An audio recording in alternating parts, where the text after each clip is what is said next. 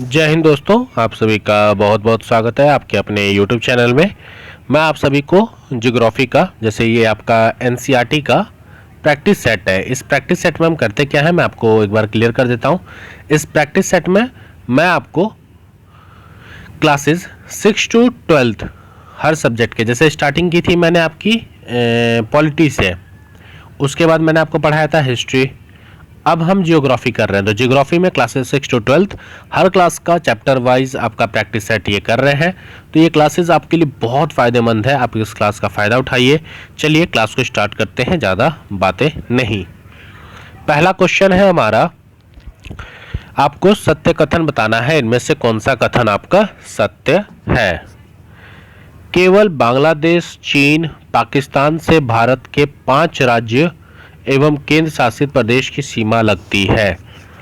बांग्लादेश, चीन और पाकिस्तान से भारत के 5 राज्यों और केंद्र शासित प्रदेशों की ही सीमा लगती है, और त्रिपुरा चारों तरफ से बांग्लादेश से घिरा हुआ है। तो बात करें अगर हम त्रिपुरा राज्य की, तो वह चारों तरफ से पाकिस्तान से बांग्लादेश से नहीं घिरा हुआ है। तो ये कथन तो आपका गलत है। बात करें अगर हम बांग्लादेश की, तो एक एक करके हम समझते हैं। देखिए, पहले बात करता हूं मैं बांग्लादेश की। देखिए, बांग्लादेश के साथ आपके टोटल 5 राज्य हैं जो बॉर्डर शेयर करते हैं बांग्लादेश के साथ। कौन कौन से? पश्चिम बंगाल, मेघालय, मिजोरम, त्रिपुरा और असम। क्लियर? लिख दूं क्या आपका मैं? वेस्ट बंगाल, ठीक है, वेस्ट बंगाल हो गया, एक मिनट, वेस्ट बंगाल हो गया, मेघालय हो गया आपका, मेघालय के बाद मिजोरम हो गया आपका, मिजोरम, मिजोरम के बाद हो गया त्रिपुरा और असम। ये 5 राज्य आपके बांग्लादेश के साथ बॉर्डर शेयर करते हैं। चीन की साथ बात करूं तो चीन के साथ भी आपके 5 बॉर्डर शेयर करते हैं, ठीक है। केवल बांग्लादेश, चीन और पाकिस्तान के से भारत के 5 राज्यों के केंद्र शासित प्रदेश, चीन के साथ भी 5 शेयर करते हैं। हिमाचल प्रदेश, हिमाचल प्रदेश, लद्दाख, ठीक है, उत्तराखंड, उत्तराखंड, सिक्किम और आपका Jammu and Kashmir, JNK, sorry Jammu and Kashmir में बोला, सॉरी जम्मू कश्मीर नहीं होगा, अरुणाचल प्रदेश होगा, AP, ठीक है। पाकिस्तान के साथ बात करें तो पाकिस्तान के साथ टोटल 5 बॉर्डर शेयर होती है। एक है गुजरात, गुजरात, राजस्थान, गुजरात, राजस्थान, पंजाब, गुजरात, राजस्थान, पंजाब, लद्दाख और जम्मू कश्मीर। तो 5 हो गए, ठीक है। नेपाल के साथ भी बता ही देता हूं, इसी के साथ साथ नेपाल का भी जान लीजिए। नेपाल, तो नेपाल के साथ भी 5 बॉर्डर शेयर करती हैं, उत्तर प्रदेश, बिहार, पश्चिम बंगाल, सिक्किम और अरुणाचल प्रदेश। अगर हम म्यांमार की बात करें, म्यांमार के साथ भी हमारे देश की 4 राज्य की सीमा शेयर होती है। तो कहा है इसमें कि केवल बांग्लादेश, चीन और पाकिस्तान के साथ 5, केवल, तो ये कथन गलत है क्योंकि सब अलग अलग है, ठीक है। अफगानिस्तान के साथ लद्दाख हमारा बॉर्डर शेयर करता है, ये चीज़ याद रखिएगा। भूटान के साथ 4 राज्य शेयर करते हैं, ठीक है। तो ऑप्शन D हो जाएगा आपका करेक्ट। अगला क्वेश्चन है हमारा, महासागरीय सहिंत में प्रॉपर्टी की मोटाई, महासागरीय सहिंत में प्रॉपर्टी की मोटाई महाद्वीपीय सहिंत की मोटाई से अधिक होती है। महाद्वीपीय सहिंत मुख्य रूप से सिलिका और मैग्नीशियम जैसी खनिजों के बने होते हैं। तो जैसा हमारा पृथ्वी का जो मतलब सतह है वह एक के ऊपर एक संक्रीय परतों से बना हुआ है। पृथ्वी की सतह की जो सबसे ऊपरी परत होती है उसे हम परपटी कहते हैं, और ठीक है, यह सबसे पतली परत होती है। यहाँ पे लिखा है महासागरीय सहिंत में जो प्रॉपर्टी की मोटाई होती है वह उससे अधिक होती है। तो अधिक नहीं, ये पतली होती है, यह पतली पतली होती है, ठीक है।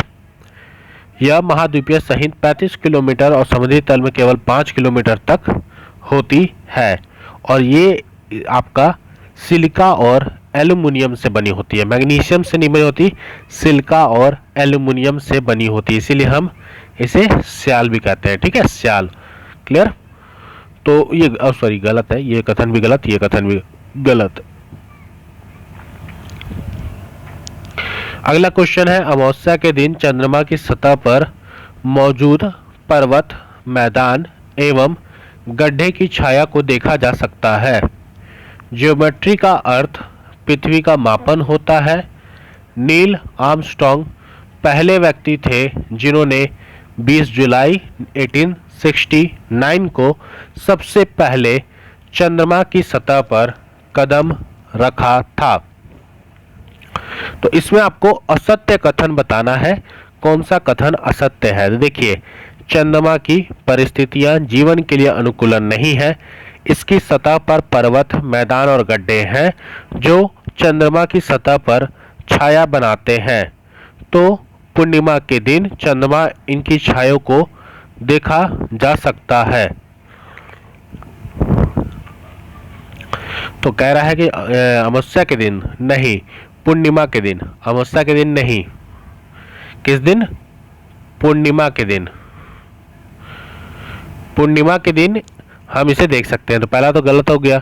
जियोग्राफी एक अंग्रेजी शब्द है, ठीक है, और यह ग्रीक भाषा से लिया गया है। इस शब्द का अर्थ होता है पृथ्वी का विवरण। तो ये कथन तो आपका सत्य हो गया, ठीक है। जियो मतलब होता है अर्थ, पृथ्वी, और ग्राफी का मतलब होता है लिखना, ठीक है। तो पृथ्वी का अध्ययन। आगे बात करते हैं, नील आर्मस्ट्रॉन्ग पहले व्यक्ति थे जिन्होंने 20 जुलाई 1969 को सबसे पहले चंद्रमा पर कदम रखा था। तो नील आर्मस्ट्रॉन्ग पहले व्यक्ति थे जिन्होंने 20 जुलाई 1969। तो ये कथन भी गलत, ये कथन भी गलत, असत्य पूछा है। तो पहला और तीसरा असत्य हो जाएगा। कथनों पर विचार करें और बताएं कौन सा कथन सही और अच्छा कथन और कारण दिए हुए हैं।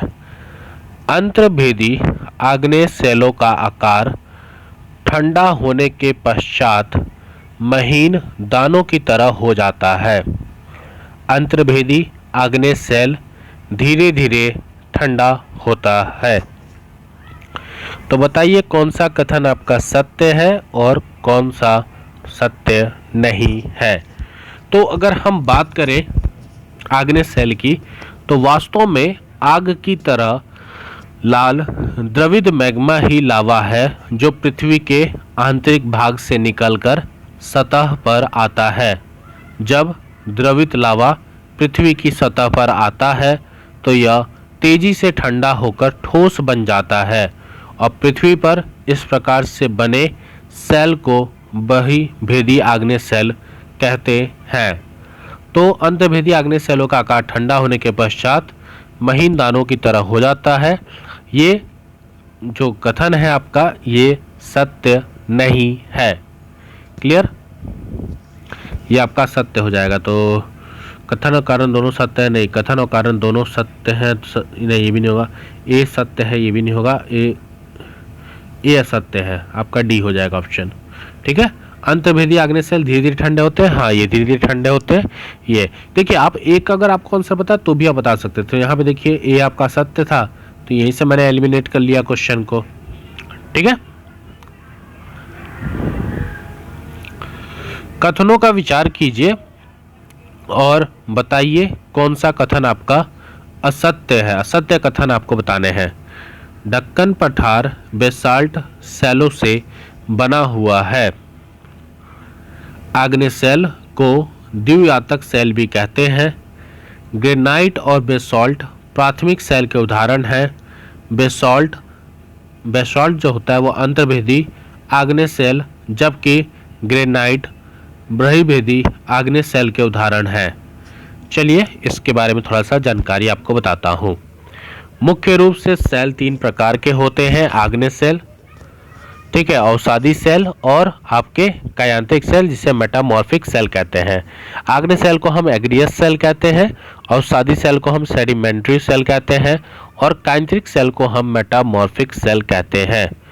ध्रुवित मैग्मा ठंडा होकर ठोस हो जाता है, इस प्रकार बने सेल को हम आग्नेय सेल कहते हैं। तो आग्नेय सेल आपका द्वितीय सेल भी कहते हैं क्या? तो ये कथन तो आपका सही नहीं है, क्योंकि मैंने बताया था आग्नेय सेल प्रथम सेल है, द्वितीय तो है नहीं। ठीक है, वास्तव में आग की तरह लाल ध्रुवित मैग्मा ही लावा है जो पृथ्वी के आंतरिक भाग में होता है और पृथ्वी की सतह पर आता है। और क्वेश्चन में आपका बोला है कि नहीं, मतलब क्वेश्चन में बोला है बेसॉल्ट अंतर्भेदी आग्नेय सेल है, जबकि ग्रेनाइट बृहस्पति आग्नेय सेल है। ये भी कथन गलत है आपका। पहला सही है, ढक्कन पठार बेसॉल्ट सेलों से बना हुआ है और ग्रेनाइट एवं बेसॉल्ट प्राथमिक सेलों के उदाहरण है। क्लियर? देखिए, जो ध्रुवित मैग्मा है ना, ये कभी कभी भूपट्टी के अंदर गहराइयों में ठंडा हो जाता है, इस प्रकार बने ठोस सेलों को हम अंतर्भेदी आग्नेय सेल कहते हैं। यहाँ पे बोला है बेसॉल्ट अंतर्भेदी आग्नेय सेल है, जबकि ये गलत है। ठीक है, तो आपसे असत्य कथन पूछा तो पहला और चौथा आपका असत्य है।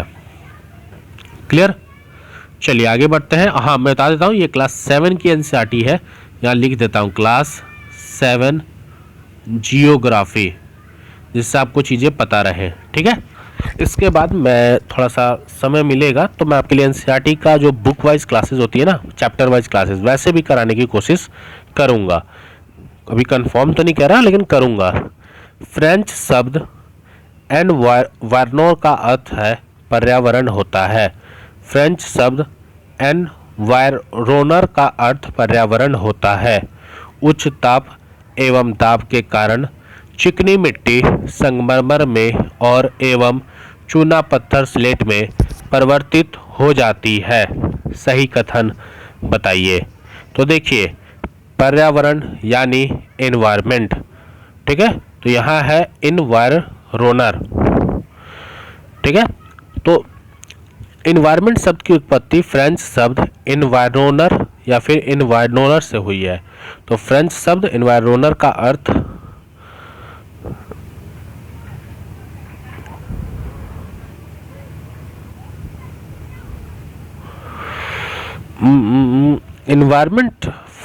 एनवायरमेंट का होता है। फ्रेंच शब्द में एनवायरनर का अर्थ होता है पड़ोस, पड़ोस होता है। तो ये पर्यावरण तो होगा नहीं। पर्यावरण एनवायरमेंट शब्द की उत्पत्ति है, लेकिन फ्रेंच शब्द में एनवायरनर का मतलब होता है पड़ोस। आग्नेय और अवसादी सेल उच्च ताप एवं दाब के कारण कार्यांतिक सेलों में परिवर्तित हो सकते हैं। तो यहाँ बोला है उच्च ताप एवं दाब के कारण चिकनी मिट्टी संगमरमर में परिवर्तित, नहीं, ये भी गलत है। Option D. हिमाचल हिमाद्री के दक्षिण में स्थित है। हिमाचल कह रहा है हिमाद्री के दक्षिण में स्थित है। सबसे उत्तर में स्थित श्रृंखला को हम बृहत श्रृंखला या हिमाद्री कहते हैं। इसी श्रृंखला में विश्व का सबसे ऊंची शिखर है। मध्य हिमालय या हिमाचल हिमाद्री के दक्षिण में आपका स्थित है। तो ये तो सही है आपका। महानदी कावेरी ताप्ती कृष्णा नदी का मुहाना बंगाल खाड़ी में है ना, गलत है ये, बहुत बार बता चुका हूँ। पश्चिम तटीय मैदान पूर्वी तटीय मैदानों की तुलना में अधिक चौड़ी है। यहाँ पे कह रहा है कि पूरब जो पश्चिमी तटीय मैदान है वह पूर्वी तटीय मैदान की तुलना में अधिक चौड़ी है। देखिए, पश्चिम घाट के पश्चिम में तथा पूर्वी घाट के पूर्वी में तटीय मैदान स्थित है। पश्चिमी तटीय जो मैदान है वो काफ़ी संकरे हैं। तो पश्चिमी तटीय मैदान आपके कैसे हैं? छोटे हैं। ठीक है, किसकी तुलना में? पूर्वी तटियों की तुलना में। तो ये कथन भी गलत है आपका।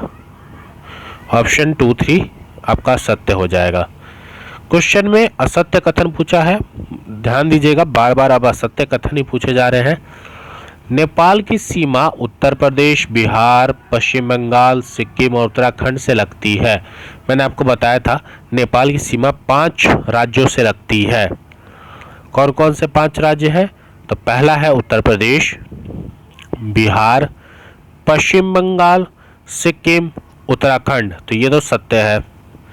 भूटान की सीमा केवल पश्चिम बंगाल, सिक्किम और अरुणाचल प्रदेश से लगती है।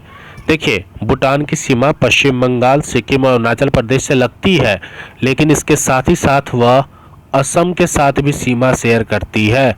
तो ये कथन आपका असत्य हो जाएगा। बांग्लादेश की सीमा 5 राज्यों के साथ शेयर करती है, पश्चिम बंगाल, मेघालय, त्रिपुरा और असम। यहाँ भी 4 दिया है, जबकि 5 होना चाहिए था। पश्चिम बंगाल, मेघालय, त्रिपुरा, असम और मिजोरम भी है, मिजोरम। ठीक है, तो ये भी असत्य है। तो असत्य बोला है तो 2 और 3। परितंत्र को परिभाषित किया जा सकता है। परितंत्र को परिभाषित किया जा सकता है। तो बताइए ऑप्शन में कौन सा उत्तर सही होगा।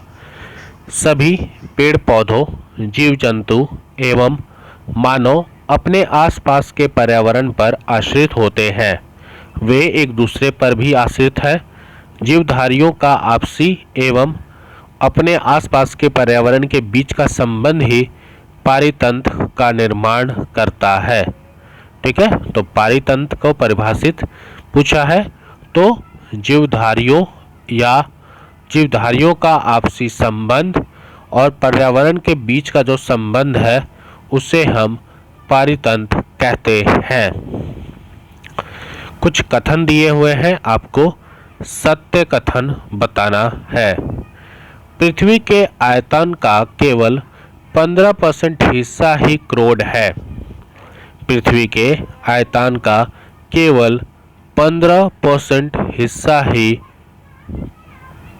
आपका क्रोड है। ये बात सही है। अगर हम बात करें पृथ्वी की, तो पृथ्वी के आयतन का केवल 1% हिस्सा ही प्रॉपर्टी है, 84% हिस्सा मेंटल है और 15% हिस्सा आपका कोर है।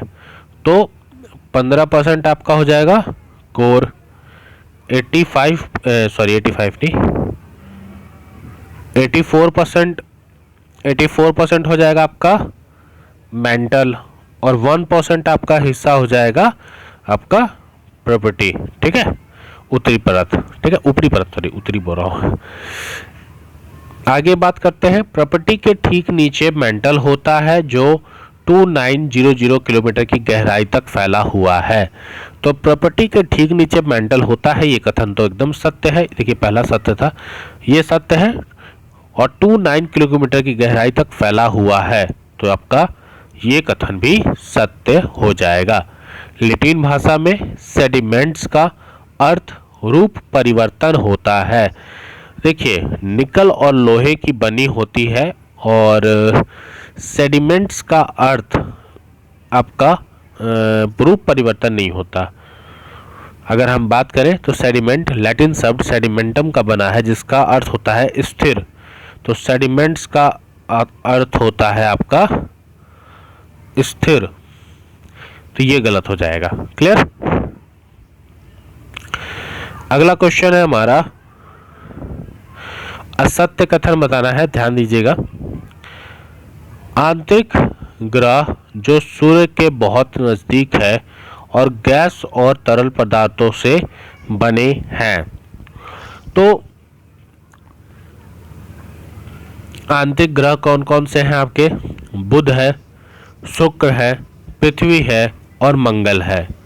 ठीक है, कह रहा है यह सूर्य के बहुत नज़दीक है, चलिए नज़दीक तो है, और गैस और तरल पदार्थों से बने हैं। तो यह जो ग्रह है ये पार्थिव ग्रह या आंतरिक ग्रह कहलाते हैं। और ये आपके तरल नहीं, चट्टान, कैसे? चट्टानों पदार्थों से बने हुए हैं। तो पहला कथन आपका असत्य हो जाएगा, ये चट्टानों से बने हुए हैं। आंतरिक ग्रह में केवल बुध, शुक्र, पृथ्वी और मंगल होते हैं। हाँ, ये तो मैंने अभी जस्ट बताया। जो बाहर ग्रह होते हैं वह सूर्य से बहुत दूर है और वह चट्टानों से बने नहीं। चट्टान तो होगा ही नहीं, क्यों? क्योंकि ये गैस से बने होते हैं, तो यह सत्य हो जाएगा। और बाहर में बृहस्पति, शनि, यूरेनस और नेपच्यून होते हैं, ये सही होगा। हाँ, आपसे पूछा है असत्य कथन, तो पहला और तीसरा असत्य कथन हो जाएगा, बाकी 2 आपके सत्य कथन हैं।